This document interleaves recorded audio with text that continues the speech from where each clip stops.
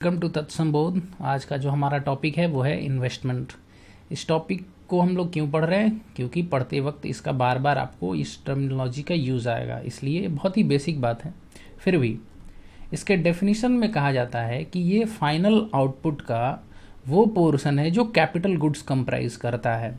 दूसरे शब्दों में आप ये कह सकते हैं कि जो हम लोग आम भाषा में समझते हैं कि जनरली जो बिजनेसेस मनी पुट करती हैं, ये वो पार्ट नहीं है। ये सिर्फ जीडीपी का वो पोर्शन है जो कैपिटल गुड्स कंप्राइज करता है।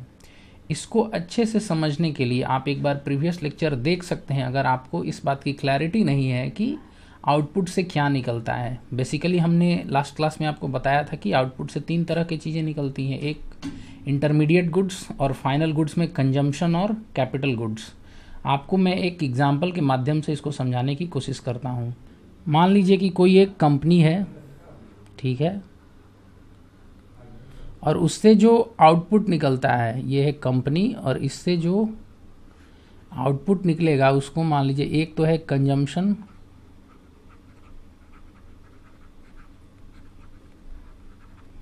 और दूसरा है कैपिटल गुड्स। अगर किसी पर्टिकुलर साल में कंजम्पशन गुड्स निकलता है 700 रुपये का और कैपिटल गुड्स 300 रुपीज़ का निकलता है। कैपिटल गुड्स क्या होता है? जैसे कि आप ट्रैक्टर हो गया एक मशीनरी जिसको आप एग्रीकल्चर में यूज़ करके वीट का प्रोडक्शन करते हैं, तो कैपिटल गुड्स वो होते हैं जिनका वो मशीनरी बेसिकली जिनका आप फर्दर इस्तेमाल करते हैं किसी इकोनॉमिक एक्टिविटी में। जबकि कंजम्पशन गुड्स क्या होते हैं? जिनको आप फाइनली घर में कंज्यूम कर लेते हैं। जैसे आप अपने लिए मान लीजिए कोई सिलाई मशीन घर पे लाते हैं पर कमर्शियली उसको यूज़ नहीं करते हैं, आप सिर्फ अपने लिए यूज़ करते हैं, या फिर वॉशिंग मशीन लाते हैं वो घर में लगाते हैं आप अपने, तो वो उसके लिए फर्दर इकोनॉमिक एक्टिविटी में यूज़ नहीं कर सकते। हालांकि कभी कभी कुछ ऐसे गुड्स होते हैं जिनका दोनों यूज होता है, जैसे कंजम्पशन भी हो सकता है और कैपिटल भी हो सकता है। जैसे वॉशिंग मशीन है, अगर वो लॉन्ड्री में यूज होता है तो वो किसी पर्टिकुलर इकोनॉमिक एक्टिविटी को आगे ले जा रहा है, तो वो वहाँ पर कैपिटल गुड्स में कैटेगराइज होगा। जबकि वही चीज़ अगर घर में यूज होता है तो उसको कंजम्पशन गुड में इस्तेमाल करते हैं। हालांकि यहाँ पे जो मैं आपको बताने की कोशिश कर रहा हूँ वो ये है कि ये मान लीजिए कोई कंपनी है जिसमें से कंजम्पशन गुड 700 रुपये का निकलता है और 300 रुपये का कैपिटल गुड्स निकलता है। तो इसमें जीडीपी क्या होगा? जीडीपी तो होता है कि monetary value of all the final goods and services. तो ये दोनों क्या है? फाइनल गुड्स हैं। तो दोनों का आप एडिशन करेंगे तो आपको 1000 रुपये मिलेगा, यानी 1000 रुपये का आपको जीडीपी निकल के आ गया। तो अगर आपको इन्वेस्टमेंट इसमें निकालना है तो मैंने डेफिनेशन में बताया ना कि वो पार्ट होता है जो सिर्फ कैपिटल गुड्स कंप्राइज करता है। तो परसेंटेज आप निकालेंगे तो 300 रुपये का कैपिटल गुड्स है और 1000 रुपये का आपको पूरा जीडीपी है, तो कितना निकलेगा आप कैलकुलेट कर लो। 30% इन्वेस्टमेंट निकलेगा इसमें।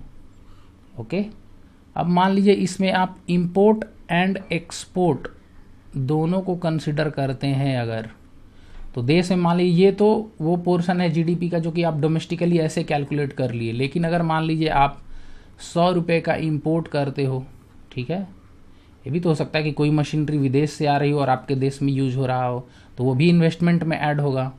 और हो सकता है कि आप ये इंपोर्ट है, और हो सकता है कि आप 40 रुपये का मशीनरी विदेश में भेज भी रहे हो, अफ्रीकन कंट्री में आप एक्सपोर्ट कर रहे हो। तो जब आप इन्वेस्टमेंट नेट निकालेंगे तो ये जो 300 रुपये है उसमें क्या होगा? आपको करना पड़ेगा कि ये 300 में आपको 100 तो ऐड करना होगा क्योंकि देश में आपके आ रहा है। तो 300 तो घर का हो गया, 100 रुपये बाहर से आपने मंगाया और 40 रुपये आप एक्सपोर्ट भी कर देते हो। तो इस केस में अगर आप नेट निकालोगे तो क्या हो जाएगा? 360 रुपये नेट इन्वेस्टमेंट होगा और परसेंटेज में अपॉन 1000 आप करेंगे तो 36% इन्वेस्टमेंट रेट निकल के आएगी। तो ये होता है एक्चुअल में जब आप एक्सटर्नल सेक्टर को भी इंक्लूड कर लेते हैं। अब इन्वेस्टमेंट को एक और तरह से आप एक दूसरा नाम भी दे सकते हैं, ग्रॉस कैपिटल फॉर्मेशन भी कहीं कहीं पे लिखा आता है। नेट इन्वेस्टमेंट कहने का मतलब ये है कि टोटल इन्वेस्टमेंट में से डेप्रिसिएशन आप घटाते हो। डेप्रिसिएशन मैंने प्रीवियस क्लास में भी बताया था कि जब फैक्ट्री चलती है 1 साल के लिए, मान लीजिए जब तक आप निकाल रहे हैं इन्वेस्टमेंट, उस समय कुछ वेयर टियर भी तो होता है फैक्ट्री में।